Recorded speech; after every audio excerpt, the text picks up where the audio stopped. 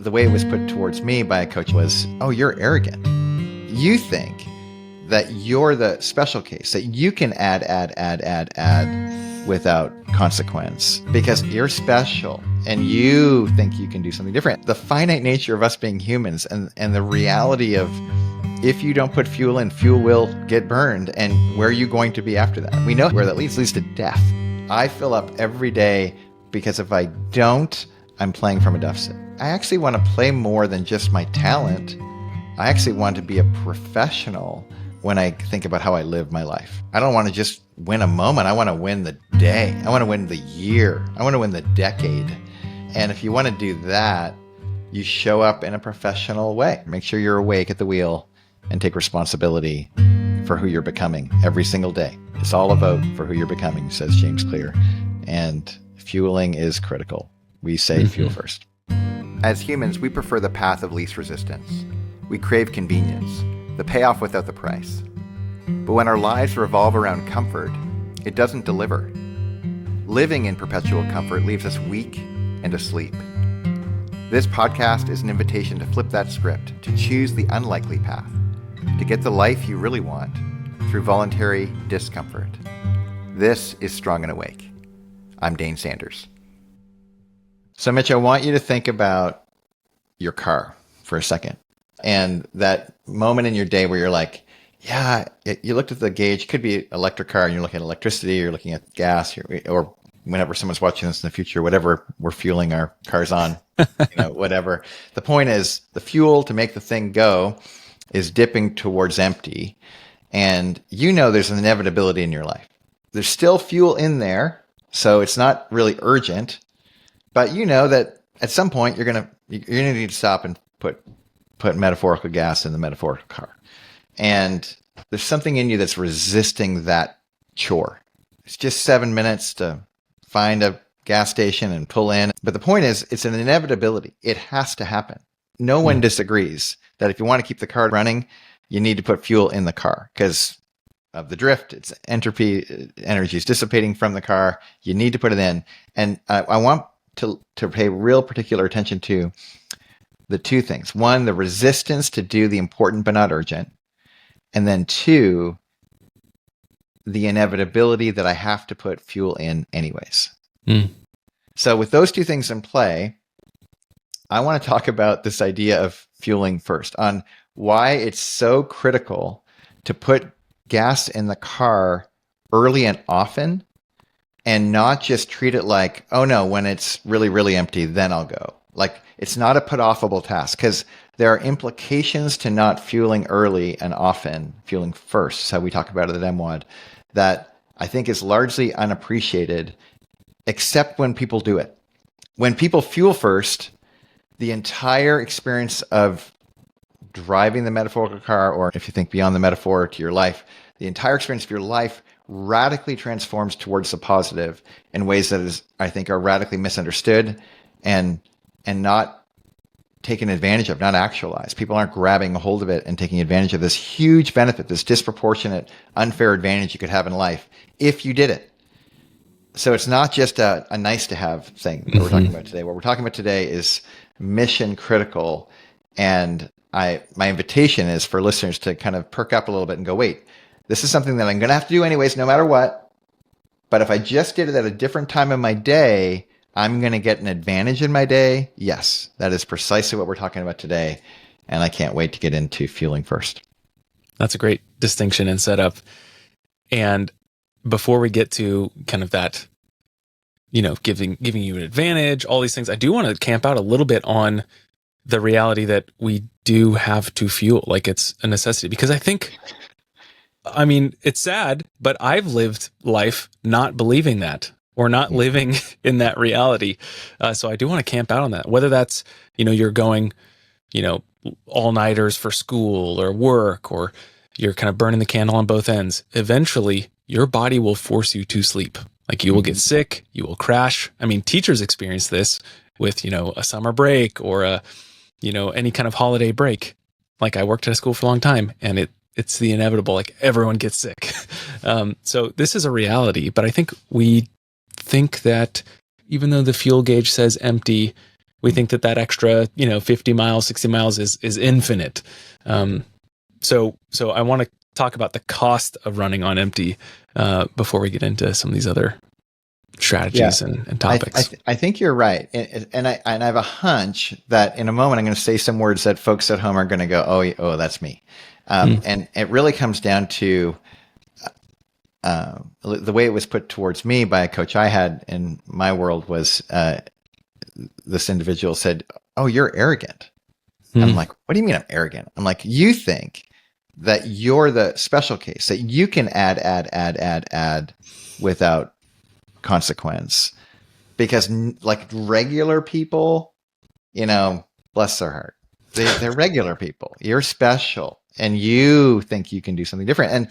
And there probably is some degree of like belief that in the spectrum of humanity, people who practice things and have skills in certain ways are better than others who haven't had the opportunity to do those things, maybe. But the finite nature of us being humans and the reality of, if you don't put fuel in, fuel will get burned. And where are you going to be after that? We know where that leads to death, full on death. Yeah. Don't put food in the thing, in the body. Guess what happens? You die. Because energy is dissipating, and once the energy's gone, there's nothing there. So this is the part where it's a deficit to have a skill set or a confidence or a sense of like, oh no, I'm ready for this. I can go further. It's a deficit for a couple of reasons. One, it's betraying the reality of what we are as humans. Human beings need fuel first. I mean, fuel, period. It is an inevitability. And the second part is, because we've had experiences where like, no, I actually have had several seasons where I've burned the candle on both ends, and I went really, really long, and I got through the end of the school year and I wasn't sick all year. What are you talking about? And this is where I think we deceive ourselves. We're kind of cursed with these experiences where we think, no, we really are special because we've done extraordinary things with minimal fuel. And what I want to suggest is the other side of the equation. What if you had fuel? How could you have done that year? And what if you could avoid the sickness entirely? Like, never get sick. Don't get sick. Like, sick off the table because you were so fueled comprehensively in your life. Now, I'm not speaking of things like you get some hereditary illness or whatever, but even then, you're probably pushing it off a little bit with fueling first. But it's the advantage of fueling first that I think is the emphasis of today's conversation, not can I get away with it? Because you can for a minute, but the inevitability of it is it'll take you down. And more importantly, you're missing out on the advantage you get when you don't fuel early, first, like the thing that happens right away. When that happens, you gain a delta that's the part that is largely ignored, especially by high performers, especially by people who have experiences where they've done a lot of cool things with very little resource. Imagine if you had the resource. You had the right mindset and the resource. Well, you could have gone a lot further. And that's precisely where we need to go. Let's go there. Okay. I mean, I think, and there's two sides of the coins too. It's like, yes, you can have optimal performance or poor performance. You can be anxious, or you can be kind of living from a place of strength and courage and less anxiety. So I think, as we talk about the benefits of fueling first, we're inevitably going to be exploring what happens when you don't fuel first, which I think people are more familiar with, likely. Well, the first thing to recognize, and there's so many different metaphors to pull from, but, we talked about the car metaphor already. Another one might be like, if this is more in tune with people's experiences, would be, RAM on a computer.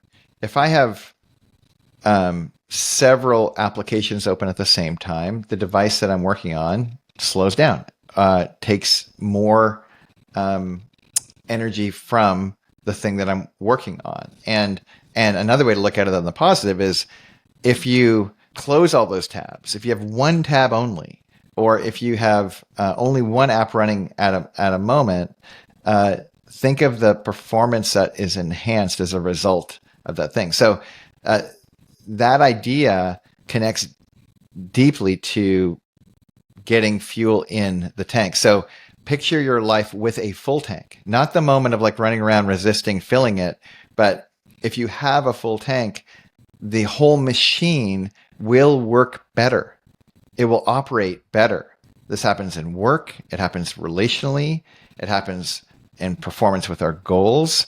Now, one kind of anecdote on this that I just, or maybe kind of qualifier is probably a better way to put it, is there could be folks at home who go, no, I'm motivated by not having much fuel in the tank. And, if I have all the, you get a new tube of toothpaste and you don't care that you squirt way too much on the toothbrush. It's like, but at the end when there's hardly any, and you're just like, no, just a little, I just need a little, pebble worth.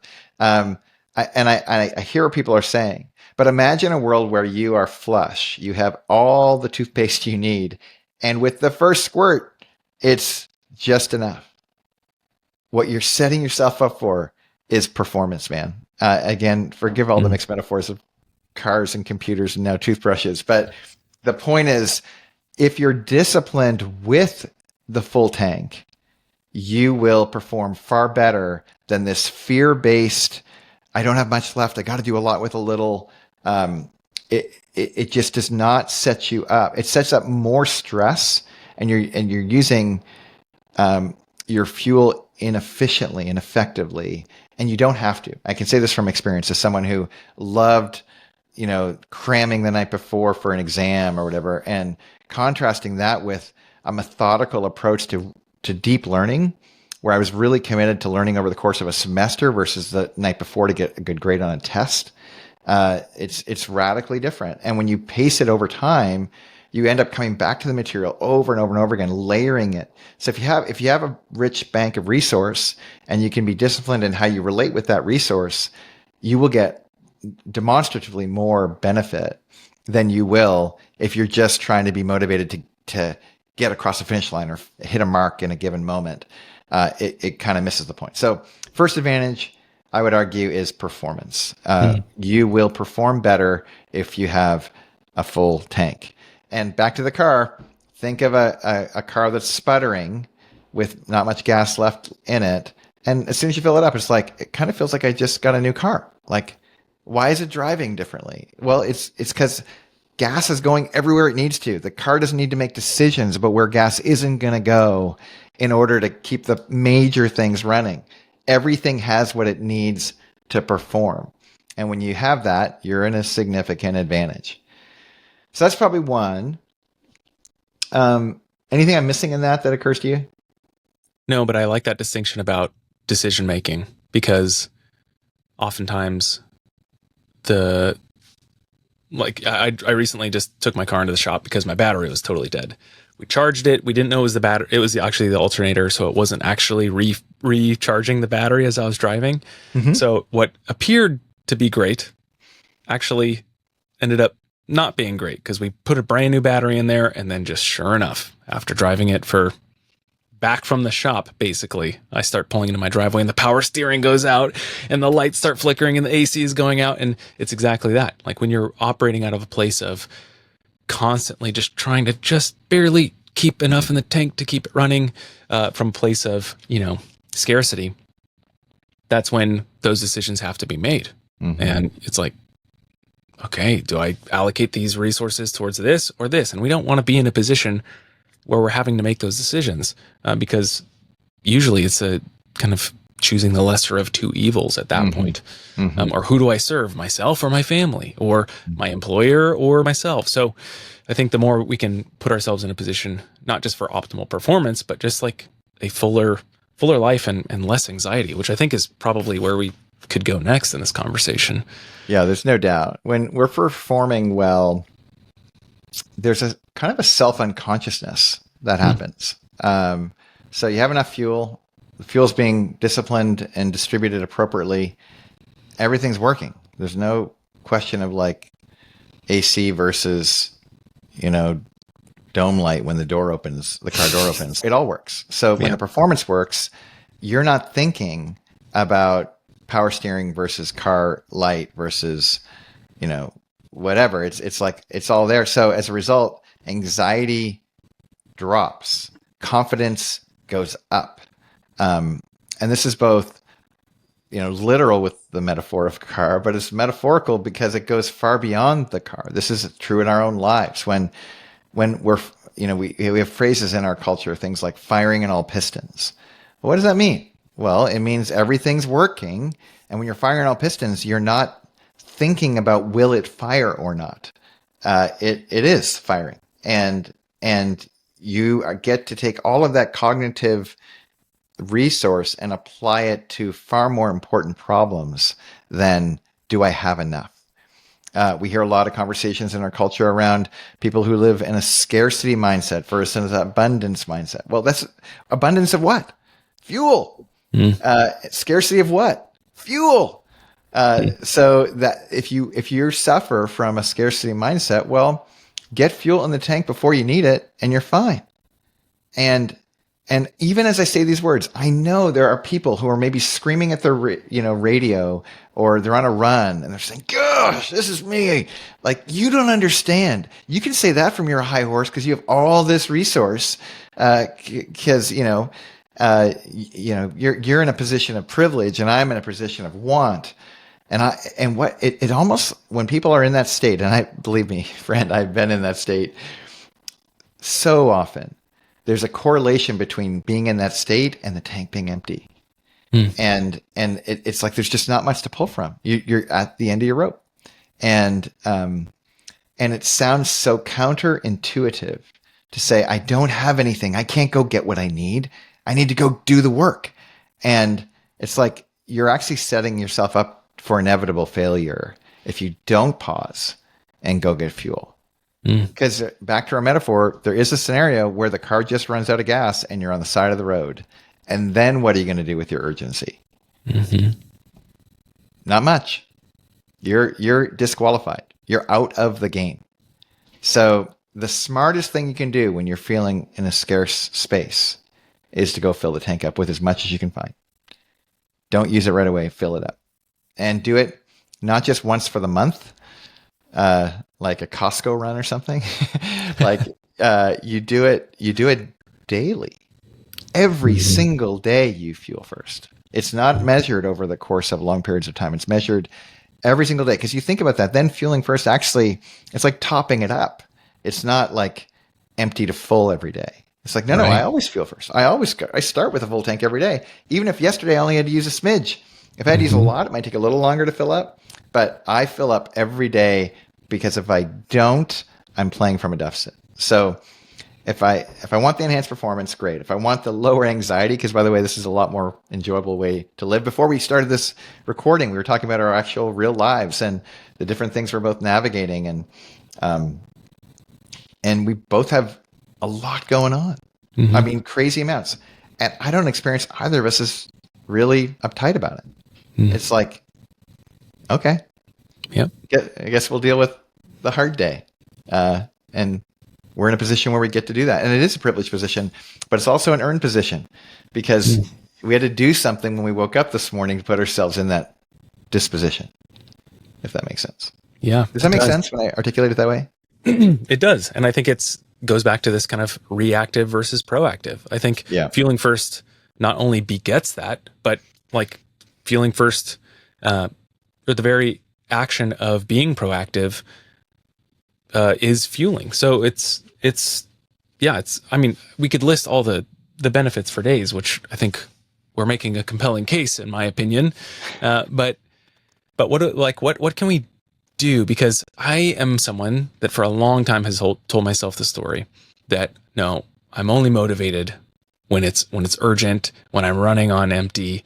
Yeah. Like, it's funny. Like I think of my kids, they could take forever to do a task that I've asked them to do, but it's only when I'm like, hey, look, we've got like 2 minutes left of your story time and we haven't even started your story yet. And all of a sudden all of their clothes get put away or something happens like that. And I used to think that's my motivation. That's when I'm in my sweet spot. That's my superpower, actually.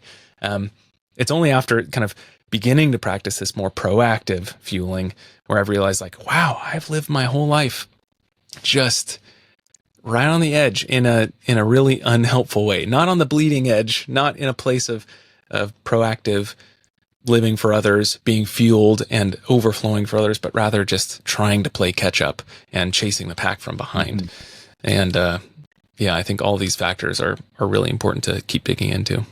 Yeah, I want to make one more note on this because I think it's really important because you're not alone. I can relate to everything you're saying. That motivation in the kind of the last minute. I think of like when kids are trying to, they're at a basketball hoop and they're by themselves and they're trying to create a scenario where they perform. They go 10 seconds left, 9, totally, 8, 7, 2, 1. And what are they doing? They're creating the exact same conditions that you're describing in order to have an outcome and have it feel like there's cheers, celebration. They did it. He's a hero. I can't believe he did it. It's such an amazing story. I want to suggest that you don't lose that part when you fuel first. You actually give your best shot of making the shot in the last 10 seconds when you do that. And the other part of it is, if you've ever watched a basketball game, it's longer than 10 seconds. It's, let's call it 48 minutes, depending on the league you're in. And if that's the case, then you are to put yourself in a position to make the last second shot requires that you did a lot before those last 10 seconds, which requires a lot of fuel. So this is this kind of professional grade approach that we're describing it, especially when we're young. It makes sense. Like I can get away with it, Dad. Why would I do all those things? I get it. But I'm hoping that we're actually speaking to an audience of folks that are like, I actually want to play more than just my talent. I actually want to be a professional when I think about how I live my life. I don't want to just win a moment. I want to win the day. I want to win the year. I want to win the decade. And if you want to do that, you show up in a professional way. It's interesting. There's some lore around the great late Kobe Bryant, where early in his career, he was in Southern California playing for the Lakers, and he would go to In-N-Out Burger. And I think one of his early teammates pulled him aside and said, "You are a once-in-a-generation talent, and you won't be if all you do is live off burgers." And I'm not poo-pooing In-N-Out Burger. Believe me, I logged my time there. But it was this kind of moment for Bryant where he turned a corner and went, "Oh, I do this. I'm a pro everywhere else." It was this reveal of like, I could be a pro with my nutrition. I could fuel differently there. And of course he did. And of course sets himself up for last second shots to score 60 points in his final game in the NBA. Like, no one's done that. Probably no one will again. Not because he was really good at last second shots, which he was, but he was really good, especially at that point in his career, of fueling first and did it comprehensively. And why we're so grieved with him not being here anymore, because we're like, he was doing this everywhere. If only he had more time, it could have even gone further. So that's what I would say. But I think you're right to point to, like, we need to get into the practicals. How do you fuel first every single day? And the first thing I just want to say is it's every single day. I've said it already. I'm going to reemphasize it again. This is a habitualized thing. It's who you are. You fuel at the beginning. And if it's better to say top up every day, that's great if you're in that kind of a season. But I like fuel first because it doesn't matter what level you're starting your day with. You need to get it to the brim before you get going. And I recognize these benefits, like we call it asymmetrical benefits of, like, when you fuel first, you set the tone for the entire day. Like the phrase we hear all the time is, win the morning, win the day. Well, how do you win the morning? Well, you get the right stuff in you so that you get to enjoy the benefits all day long, as opposed to, great, you fueled at 5 to 6 on your way home from work. And you got the fuel in, but there's all those hours where you didn't get any of the benefit. None of you got through the day, but you kind of want to barf. It doesn't feel very good. And we want to say, well, you take the time, prioritize the important, you get to have that benefit all day long. And that's all we're saying is start every morning with the fuel that you know you need.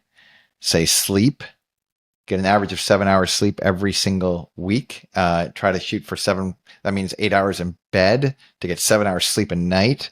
That's just sleep. What about hydration? Well, MWOD, we say 96 ounces of water minimum spread out over the course of the day. So the first thing I do when I wake up, I grab my jug of water that's almost empty because I started drinking this much of it right out of the gate when I woke up. I have a hunch. Did you hold yours up too? I didn't see. Yep. Well, this is like my third one for the day, but yes. There it is. Yeah. And the other things that fuel you to wake you up, for me, it's a cold shower right out of the gate. It's such a gift. I also like to practice trying really hard around things, not cognitively, but with an embodied sense of effort. And I do that with holding my breath. Holding my breath helps me do a tremendous amount of like fueling. It brings refinement to my thinking. It grounds me and brings me into the present moment. I'm not lost in the past. I'm not worried about the future. All these are categories of fuel. And even when your kitchen opens to start your day, whenever that is, what you actually put in your mouth, actual fuel that you take the energy and time. My family make fun of me all the time because I intermittent fast. So when the fasting window opens, my first meal of the day is rather substantive. It's a lot, and it's the joke of the house, right? And but they're also starting to realize there's benefits. Like I'm less grumpy all day long, and I have what I have what I need before I need it. That's the spirit. What am I missing that we need to make sure to emphasize when it comes to the hows and the practicalities of feeling first? I think that was a great succinct overview. I do want to break it a little bit out of just the daily routine and expand our understanding of that, because yes, you can go on YouTube and find every single celebrity's daily routine, or morning routine or whatever. Right. You can hack it and optimize it, and that's great. But oftentimes it starts the night before. Yes. So like your daily fueling isn't just constrained to that particular day. That's right. Or that, so I think that part of the day. That part of the day, exactly. But even beyond that day, that morning, that night before, really, this is about a practice. You can get really great sleep before a race, but if you haven't been training for that race for the months leading up to that, sure, it'll maybe impact your performance slightly, but really it's the preparation, the practice leading up to that is the real deeper macro fueling, if you will. That's right. So let's talk about the practice, something not unfamiliar with our audience. Yeah. So in our world at Men and Women of Discomfort, we really are in an exercise of building a practice that's sustainable and doable for the rest of your life. And by practice, we mean we start with identity-based habits. If anyone's ever read James Clear's Atomic Habits, they know what I'm talking about. But it's just the good stuff that you've attached to being that kind of person who does these kinds of things every single day. You don't miss a day. So it starts with a stack of habits. Usually that stuff gets routinized into a pattern, like I do this and then I do this, like it's sequenced in a way that works for you. And when you can control the variables, that works great. But when you can't, let's say you're traveling for work or your kids wake you up in the middle of the night or whatever your situation is, and you can't control the variables, it's what you do in response to those variables where you still don't miss a day, even though it didn't go the way you were planning, the ritual or the routine you were hoping. And that's when you know you've graduated not just from a stack of habits to a routine, but to an actual practice. So committing to fuel first is a practice that you do when you start your day. That's what most people talk about, but it begins the night before, to your point earlier. And also when you sustain your day, you get to that part of your day where you're kind of, it could be right after lunch. It could be whatever. It's like, what are you doing to wake up in that moment? What are you doing to fuel in that moment?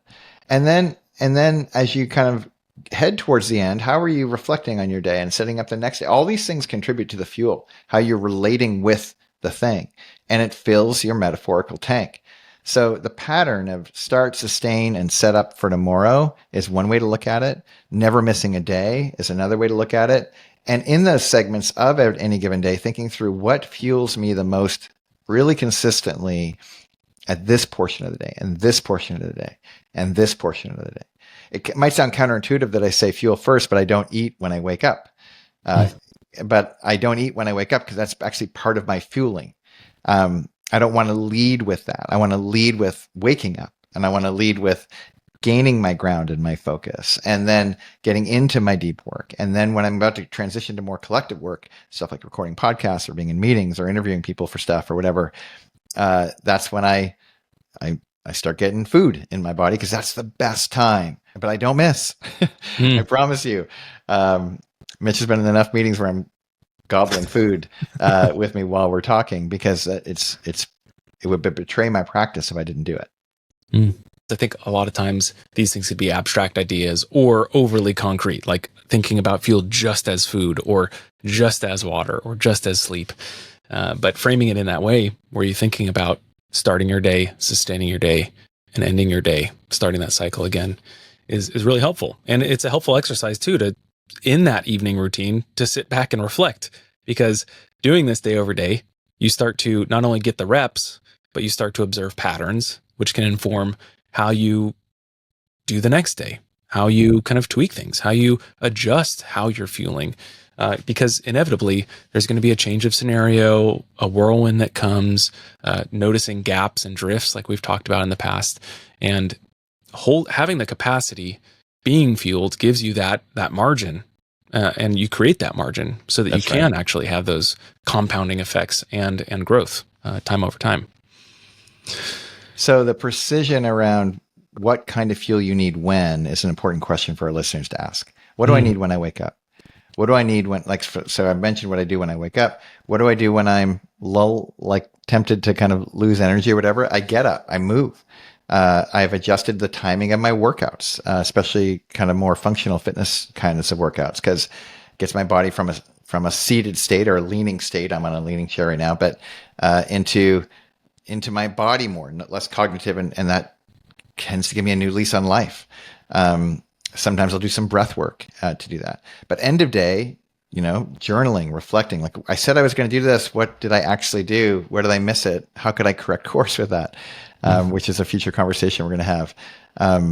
And getting agreement with the people in my home around when we're going to bed, and having the discipline to not just let the thing that ever I'm watching go long, or even a really interesting book that I love. Like, yeah, it'll be here tomorrow. Time for bed. These are the kinds of things that I have found resourceful, and in our community, people are very creative. There's a lot of discoveries going on different ways to fuel and set yourself up for success. If there was a thing that, Mitch, we're in this. You've been a part of this as long. I mean, not as long as I have, but for a long time. When you think of like folks at home, what they need as we're finishing up this conversation, what would you wish for them right now? What do you wish that they would have or take action with, maybe on the heels of considering this for themselves? I would say lean in with curiosity. I think you opened up talking about, your coach or your mentor calling you arrogant for thinking that, oh no, I'm a specially unique case or whatnot. And I would just not calling our listeners arrogant, but just open that hand a little bit. Be curious. Try it for a bit, more than one night, more than one day. Give it a go. That's what I want. I want a little bit of like leaning in and curiosity, because I resisted that for so long. And when I actually put myself on the hook, and actually through MWOD, our community, like was able to actually fuel first for, months over time, where I really got to see, what I've been doing actually hasn't been living life strong and awake. I've been asleep and I've been weak. So that's what I would want for the listeners. Just as a first action, just get some reps under your belt. Actually give it a go. To your point, it's not just curious cognitively, it's curious in an embodied sense. People are doing something. They're curiously trying stuff. Yes. Right. And if they don't want to try it on their own, find a buddy, apply for MWOD, do something. Yep. So that they're navigating it with the sense of, I'm not all by myself in this effort.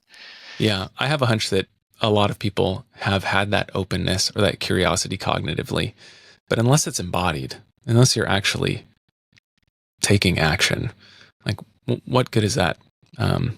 So yeah, that's what I want. What about you, Dane? Do you have any? Right there. I don't want to add anything else. I actually want people to just be irritated by, if you thought about it but haven't done it, what are you doing? friend. Get off the podcast and go do something. Unless it's somehow fuel for you, which is good for you. But just be clear. Make sure you're awake at the wheel and take responsibility for who you're becoming every single day. It's all a vote for who you're becoming, says James Clear. And fueling is critical. We say fuel first. On that note, thanks, Dane. Thanks, Mitch. Men and Women of Discomfort is our membership community, and we are open to everyone. But keep in mind, our tagline is, it's probably not for you. If we're wrong about that, or if you want to find out for yourself, you can find us at MWOD.io. The information and material that we're sharing, both of this podcast or anything connected to Men or Women of Discomfort or Flying S Incorporated, is all for general information purposes only. You should not rely on this material or information on this podcast as a basis for making any kind of decision. We do our best to keep everything up to date and correct, and we do a lot of due diligence, but the responsibility is on you to make sure that you're in sync with your own medical professionals, that you wouldn't see what we're offering here as somehow a warranty or representation in any kind, expressed or implied, about this being complete, accurate, reliable, suitable, or comprehensive in any kind of way. It's critical you own your agency, which is at the heart of everything we do at Men and Women of Discomfort. We invite you to take the input that we're offering and consider for yourself. And if it's helpful, please do take advantage of it. But if you do, it's you who is taking the opportunity, and we're assuming that you've done your due diligence with it. Thanks.